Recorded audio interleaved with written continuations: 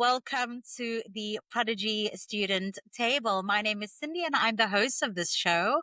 And today we have incredible guests, which I'm so excited to have join us today. We have Munashe, who's a student, a graduate from NYU, and we have Riane, who works as a university relations manager here at Prodigy Finance.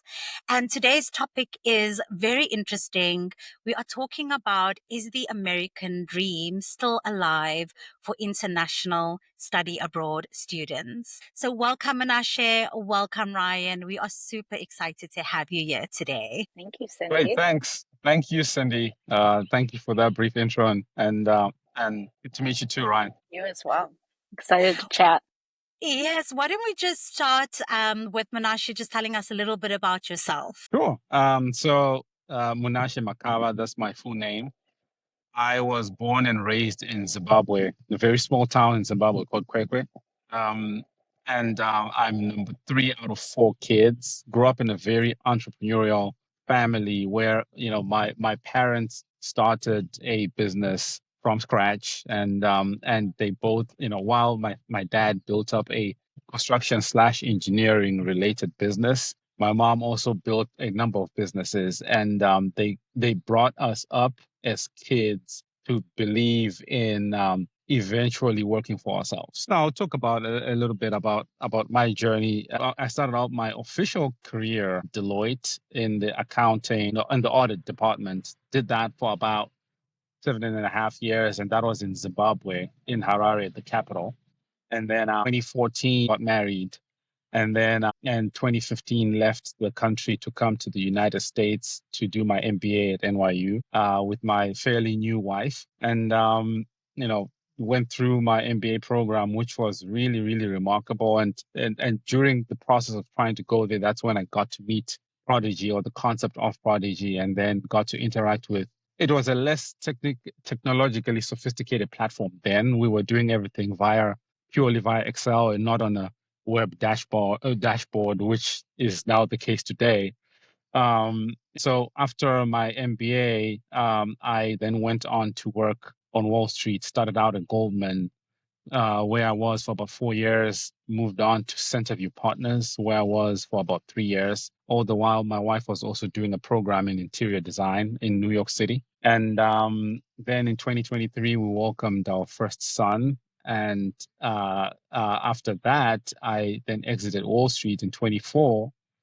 And fast forward right now in May 2025, I run a couple of businesses in Georgia, which is where I'm based, where it's nice and sunny. Wherever you are looks beautiful and sunny. Thank you. Riane, how about you? Could you tell us a little bit about what you do at Prodigy and just a little bit about your background? Absolutely. Well, I'm excited. I did not know that we were talking to one of our original customers. I mean, early days. Thanks for the reminder. Thank you again, Cyndi, for having me. So I'm Riane. I'm the University Relations Manager at Prodigy. I've been with the company for about 6.5 years.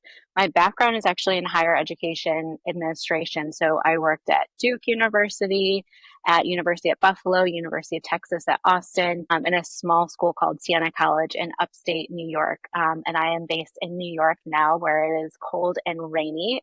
So very envious of your background. But my role at Prodigy is kind of multifaceted at this point after 6.5 years. But my primary job is working with universities. Because we're an education lender, we have relationships with the schools. We disperse to the schools. We want the schools to know what we have to offer their international students so they can share this opportunity with their students as part of the recruitment process. But also as one of only a few people in the U.S., also largely the voice of the U.S. to the rest of the company. And that's why I'm here today and had worked with Cyndi on a previous podcast to talk about what's really, really going on in the U.S. and what the experience is. As you can tell, I am American. I am not an international student in the U.S., but have worked with international students throughout my career, and very interested, especially in this moment, in helping international students to feel confident and comfortable with their decision to come to the US, with the information, the facts, and the sensationalization of what's going on right now.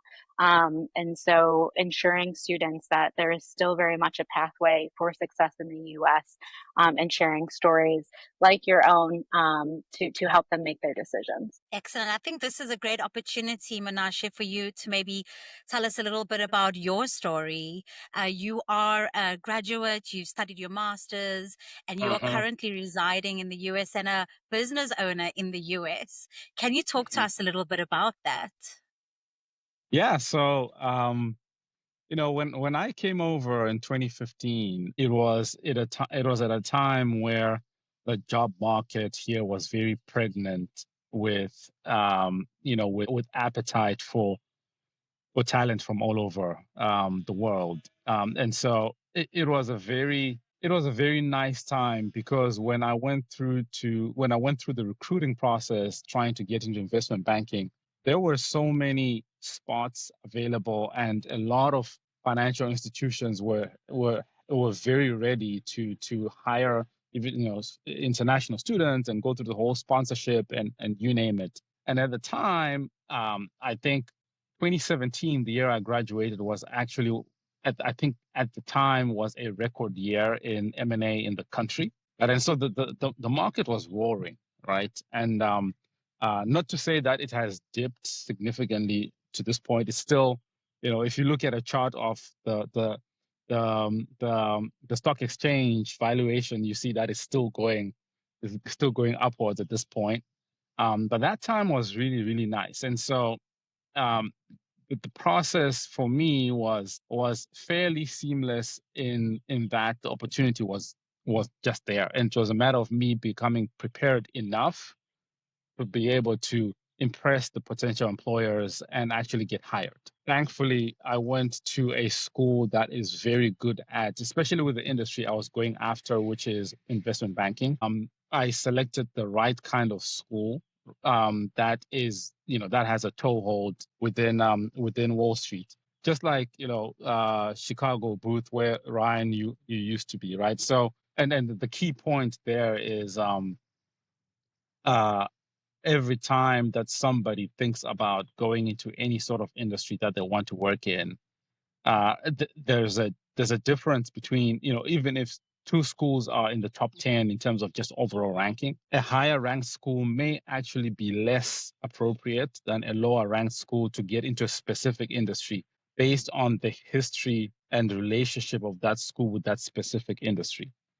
I got to learn that, early on in advance, because I was fortunate enough to have a former NYU alumni who became a mentor of mine, and he expressed to me, "Hey, if you want to go into investment banking, you're better off going to NYU than you are going to Harvard, for example, because investment banks actively hire at NYU as one of their top target schools, along with Chicago Booth, Wharton, and Columbia Business School. I think those are the main ones." And so, thankfully, with that guidance, I went into NYU. And for sure, I got very tailored guidance that was tailored to me being an international student, even in terms of training me how to articulate, training me how to what's the word, to project, right? Because I tended to speak in a quieter tone, from which was the right kind of tone culturally back where I came from. And we were literally trained to, I would be made to stand, or a lot of us international students would be made to stand in a line, and then our teacher or our coach would stand all the way to the other side of the room and say, "Can you speak as loudly as you can?" They started training us to project in a way that is resonant with the culture here in the United States. And so it was a Wow. blessing to actually pick the right school that knew how to train people coming from where I was coming from to be ready to engage with people in the industry we wanted to go into.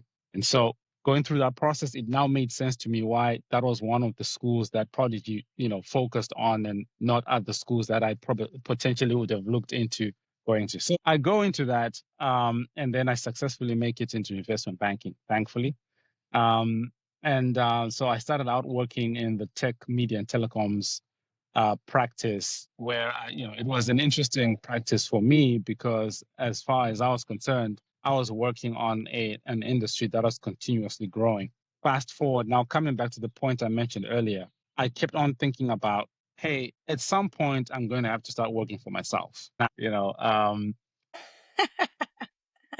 Riane, in your opinion, what does the American dream look like? Oh my gosh. And How much time do we have? Uh, I think an easy place to start is from what Munashe was just sharing. It is very much still alive in terms of American academics, American universities being the highest caliber, still having clear pathways for success. But I think there is a reality. Yes, yes, welcome back. welcome. We were just kind of summarizing a little bit what you were sharing in that, there's still clear pathways for success in the US. But you have to be selective and intentional. And I think what I heard you saying was that you really need to find the best fit program. So it's not Mm-hmm, necessarily about the rank or the reputation of the school or the mm-hmm, location. Like you need to, at this moment in time, the way the job market is in the US, you need to be intentional about your course of studies and how it will mm-hmm. directly connect you with the career that you're looking for. Um, I think back when you were starting your studies, Menashe, you could just get a degree in the US and be successful. And that is a little Mm-hmm. challenge right now. And I think that's challenged globally. And that there needs to be a little bit more intentionality. I'm studying an MBA so that I can be a consultant in a top 5 firm. Like you need to know what your plans are and you need to have those conversations with your recruiters when you're Mm-hmm. making that decision. And again, there still absolutely is that pathway for success, but there needs to be a little bit more intentionality behind it. Um, and You so, know, yes, the international, the American dream is alive. And I would love to get back to your story on, why you stayed. You mm-hmm. received a superior education and it allowed you to explore, it sounds like a number of different industries, but then ultimately to set you up for success in your dream of becoming an entrepreneur. Yeah. Yeah. And just picking up on something you just mentioned, Ryan, I don't know if you've ever read the book Seven Habits of Highly Effective People. And Seven one habits. of right, exactly. One of the habits, I don't remember which number it was, is begin with the end in mind. Ryan, to your point, I think now more than ever, that principle is very important as anybody thinks about coming to the United States for school, right? Because it used to be back when I was at NYU that you could go to business school and say, or rather, you could say to yourself, well, I have kind of reached where I think I could reach in my current career. I don't know what I want to do, but I want to do something significant that gets me into a management type role. Well, the answer would be, well, then go to business school. Just go to business school and you figure it out. Now it's a little bit, to your point, Ryan, more of, yeah, you gotta know exactly where you want to go to and then kind of work backwards and figure out the right business school or the right school that gets you there. Now more than ever, that's kind of the way you need to do it. Less leeway to play around with different ideas or to toy around with different ideas, especially as an international student, given you also will need to be hired by a company that will sponsor your visa, right? Um, and then as to why we stayed, so it's an interesting story because um, when our son came along in 2023, we then got to this point where we started thinking to ourselves, okay, so this is probably the right time for me to be leaving. But it was a question of, is this the right time for me to leave employment and start working for myself? Um, and I was, playing around in the job market there and stuff like that. But we still also couldn't figure out the whole entrepreneurship pathway in the process of doing all of that. Or rather, we were trying to figure it out, but it wasn't quite adding up. And then uh, a friend of mine and a mentee of mine who are both had both gone through this whole process of there's this I don't know what if I can call it an industry or a facet of the American economy that in the business schools is referred to as ETA, which is entrepreneurship through acquisition. It is something that is growing. It is growing as an asset class that people are investing in, which is essentially the premise that we are at a point in time in the United States where a lot of baby boomers are at retirement age. They built businesses from scratch. And now a lot of them do not have a succession plan and don't know what to do with those businesses. They can either just close them down or they can run them until they pass away and those businesses just fall and come crumbling to the ground. And then there is a whole crop of young people coming out of the business schools and who are also in employment who have an entrepreneurial bug, who have the skill and the talent to take over those businesses and keep on operating them and keep the American population employed. Right. And so, with that in mind, there's then a pool of capital that then was created some years back that is facilitating these young entrepreneurial people to be able to acquire such businesses and operate them. Right. So that's that entrepreneurship through acquisition space or ETA space. And the most traditional way that that's being done is through what are called search funds, right? Where, Cyndi, you've got the capital, but you don't want to go in and start running a farming operation or a manufacturing operation, but you want to find someone who has the energy and has what it takes to run it. Then you give them the capital to buy it, and then they get some sweat equity, right? And so I got to understand that picture. And then the government in the United States went a step further by creating through the Small Business Administration, facilitating people to be able to get funding from, through what are called SBA loans up to a certain amount to be able to acquire businesses, right? In the same way. And so that is more of like what you'd call a self-funded search. And so I got to see this conceptually, and then I got to see it playing out through some of my mentees and getting to hear their stories and seeing them successfully buying businesses and actually running them. And with this in the back of my mind, we're out there in Dubai and I'm coming from an interview. And then one of my friends calls me who did this whole entrepreneurship through acquisition stuff. And he says to me, what are you doing? And like, you've always been an entrepreneur at heart. You've got what it takes. What are you doing out there trying to consider getting back into employment? How does that make any sense? And after that call, I sat down, had a conversation with my wife, and the question we asked ourselves was, where else in the world do you find a situation where a government can help you? Basically the way the US government would help you to acquire a business. And the next question was, our son, when he's now 20, 21, 22, he's going to come to a point where he asks us, you went to whatever country we would have gone to go through the pain and struggle of trying to figure out how to get capital to build a business or buy a business, having a land that was basically giving you that, as long as you passed a certain number of checkpoints and found the right kind of business, but basically giving you that on a plate. And yet you found it to be sensible to go to a different country where you don't have that and go through the pain of trying to find some capital, right? We felt dumb imagining our son, asking us that question, as people who declared that we were very entrepreneurial. And so that kind of then made us think, okay, you know what? I think we need to go back to the US, find the right environment, because also my friends kept saying to me, oh, you only know the New York area. The United States is a big continental country. You will find that it is not the same in every state, in every city. So go and actually start experiencing other parts of the United States, and you will find that there are places you will resonate with as far as you think about raising your family.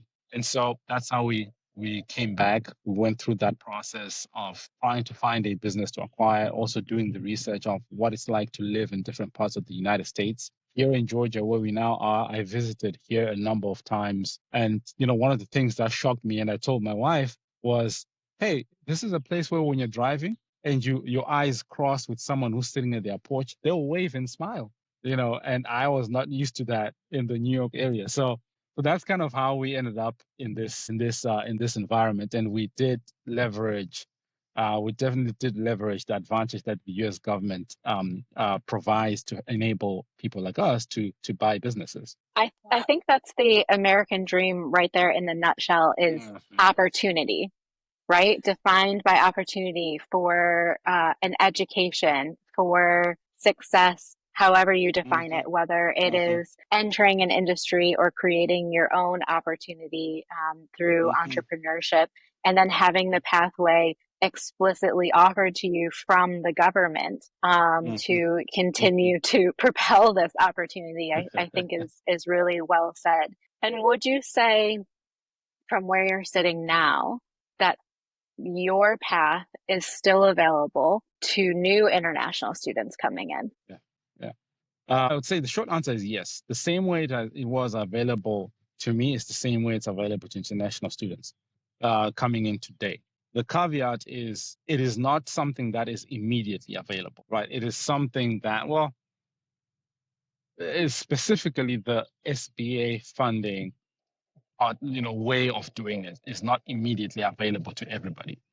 Um, but it is available, right? And to sort of explain what I mean by that. So to qualify for getting the SBA funding, you need to have a certain type of immigration status. At the very least, you need to have a green card. And so to be able to get a green card, that's a whole process and there are many different ways to do it. But what I've also seen is, again, coming back to the question, is the American dream real? Does it still exist? So the United States, backing up for a second, the best way to think about the United States as an immigrant before you come to the US is the the system is structured to facilitate accumulating people who seem to be the best minds across the world, right? Retaining them here and leveraging their talent and minds to benefit the US economy. If you just think about that, that will shape a lot of the decisions you make and how you think about things. And so coming back to the whole aspect of the SBA funding is available to people who at the very least have a green card holders. Well, how do you become a green card holder? Multiple ways, but some of the ways include you get employed and then an employer does an application for you and sponsors you to get a green card. That's one way. That's probably one of the more common ways. But another way is some sort of self-sponsorship, in which you have to you make a petition. And when you make that petition, the U.S. government, the petition basically has to prove to the U.S. government why you fall within that bucket of, um, unique talents that are positioned to benefit the U.S. economy, right? And there's a lot of work that goes into that. I think it's called an EB-1 visa or something. We used to call it a genius, a genius green card, because a lot of the people who used to get it were people like top athletes or top chess players or top scientists or whatever. But pretty much, I've seen some people in my mentorship pool do that application, make their case, and get it because they actually could demonstrate the value they would bring. And so that then comes into what I try to also instill within my mentees, which is you need to constantly, in every environment you're in, be it in your current place of employment in whatever country you're in, constantly look out for opportunities for you to demonstrate a differentiated value. Because the moment you're able to do that, when you come to a point where you want to demonstrate that at a level where a government can decide whether or not to give you a visa, it's easier for you to get into the mindset of how to do it. And if you're someone who's used to just being a placeholder in an environment, and then all of a sudden you need to start showing that, oh, I can be differentiated, right? And so again, yes, that opportunity is there. There are steps one has to take, and you have to be prepared to be patient with the time it takes to eventually get to that point. That's one. The US government also went through this process of, I recently saw this article where they created, so the work visa here in the United States is called the H-1B. Don't quote me on this because I don't know the full, I can't speak to the exact terminology of how it works, but there is now, and I'm sure you all may actually know about it given where you sit, but there's now a way that someone can get an H-1B so that they can enter into entrepreneurship. Didn't used to be there, so that they can sort of self-sponsor, because usually that H-1B visa you needed a company to sponsor you. But there's now a way to self-sponsor if you can demonstrate certain aspects of you entering entrepreneurship. And I would imagine that this entrepreneurship through acquisition pathway is also part of what enables one to get that. And so again, if you look at that, it's consistent with the initial premise I mentioned, which is the US is trying to find the best talent out there and facilitate or give them the tools to be able to generate value that benefits the US economy and the US people. I think that's Wow. well said right there. So succinct. And that is the story of the American dream, is immigrants coming to the US, making something almost out of nothing, creating your dream Mm-hmm. as it is for Mm-hmm. you specifically, and utilizing these resources. And I think the key, what I'm hearing you say, is that it's not a handout though. You need to know what you're looking for, and you need to leverage the resources that are available in order to achieve it. And it does take hard work, but that is the story of the American dream, is working hard. And that still very much exists. And I do want to also get back to something that you've mentioned too with this kind of changeover. I mean, there's so much news coming out of the US, but a lot of it is because there's so much change. I think the US is in a very interesting position right now because of this change from baby boomers, this huge generation that has held so much wealth, has held so much industry. And also, a lot of sentiment in the US is changing politically and everything. And I think a lot of the focus has been on the negative. But what I'm hearing from you, and what I think is important to emphasize as well, is there's also a lot of opportunity with that. And that's maybe the theme for today, is opportunity. And kind of like unpacking the negativity and what you're hearing, and really drilling into what's actually going on in this climate right now, which it does feel like some uncertainty because of so much change. But within that, I think there is still very much opportunity for immigrants and for students. And the administration has been pretty clear about, exactly as you've said, Munashe, if you are a smart, intelligent, ambitious individual coming from another country, we absolutely want and need you here in the US to help, proliferate our economy, to help grow, to come with new ideas. We need drivers of the economy. And quite frankly, we don't have that through US citizenship alone. So please, like, continue to come. And that's been clear with, the H-1B pathway, as you said, continuing to expand, and wanting international students to come. So I think in those points in and of themselves, like, it is a really interesting time to come to the US and see what you can make of the opportunity. I'm curious. Yeah, that is really so encouraging, Riane. I think if I could just ask Munashe in closing, I know we've got such a lot to talk about, but just for listeners, so for our international students, someone maybe coming from Africa or from India or from anywhere in the world, and they're reading all of this news and they're scared about coming to study in the US. What advice do you have for those listeners today? Yeah. Now, thanks for that question, Cyndi. Everyone who is thinking of coming to the US now, when they speak with someone like me who came years before, and they're getting advice on what to expect, they should take it with a grain of salt.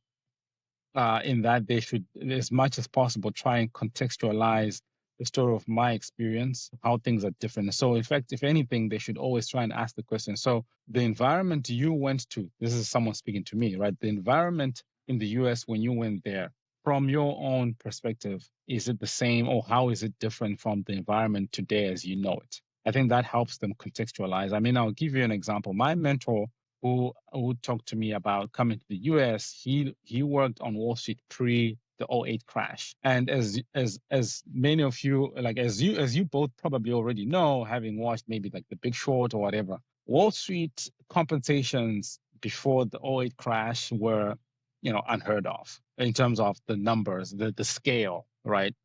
And so when he was telling me, oh, after my internship, I went and bought a car and then moved into a lakeside apartment, I was like, wow. right? And I expected that I was going to pay off the Prodigy loan in like 6 months, but with the reality of the matter, when I eventually when I eventually came to the US, it was a different environment from when he came here. It was still a good environment, but again, and to your point as well, even my first payment was not my first few months. So Prodigy is great in that they give a 6 months grace period.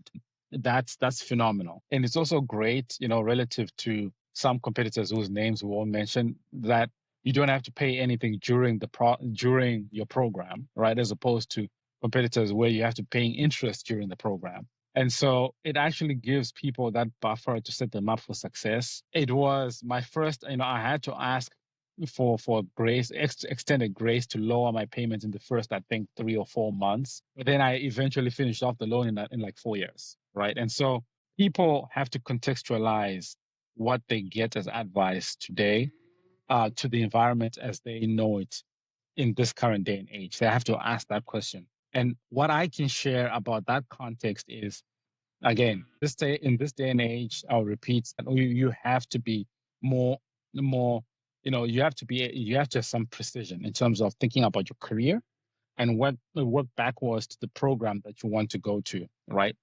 That's one. Two, you have to, the interest rate environment is very blown up in the current environment. And so, you know, it's going to be scary when you see the interest rates Prodigy puts in front of you.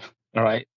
Um, Again, you need to be able to contextualize that versus if you have done it the right way of starting with the end in mind and working backwards, then you should be able to contextualize it with your expected outcome financially. That's the second thing and it's important to actually do that because you do not want to say, hey, I'm going to come in and try to go for, I'll tell Prodigy and everyone that I want to try and go for this type of profession that will allow me to generate X in return. But in reality, I want to go for something that allows me to get Y in return because it's less work, and that doesn't really match up to what your financial burden is going to be. I think it's very important to take that into account right now, more than ever. But I think one thing that is extremely important is, there's a lot of news, as Riane mentioned, that is coming out about, there are a lot of deportations or whatever the case is. My experience so far, personally, and also through my mentorship, if you come in to the United States and are focused on your mission and don't start looking sideways and start getting too involved in things that that before you came here you didn't have any business to do with, such as going out there being like the number one protester in front of a lot of things, you will relatively be you know be safe. Let me put it that way, right? Like, but if you come here with a mission to become to become the number one protester of things that you otherwise didn't really care about before, then you're putting yourself out there, you're putting yourself at risk. I'm not saying that you shouldn't try and do it. I'm just saying think about that as you make your risk assessments and as you think about what you're going to try and do here. And then and so that's another thing that people have to think about. And then the last thing I'll point out, again related to the first point, is, again, because the job market is different today, um, it means, unlike when I came to business school, I could afford to go to a lower ranked program than someone can afford to go to today, in terms of because the job market is tighter. There's also been an increase in applications to business schools because what's happening, a lot of people have been laid off are thinking, well, what can I do? Okay, let me go to business school. So which means the competition to get into business school is higher. So don't get discouraged if you attempt today and it doesn't work out. You can keep on attempting because people have gotten into top programs after. In fact, the majority of people who get into any top program are not first-time applicants, right?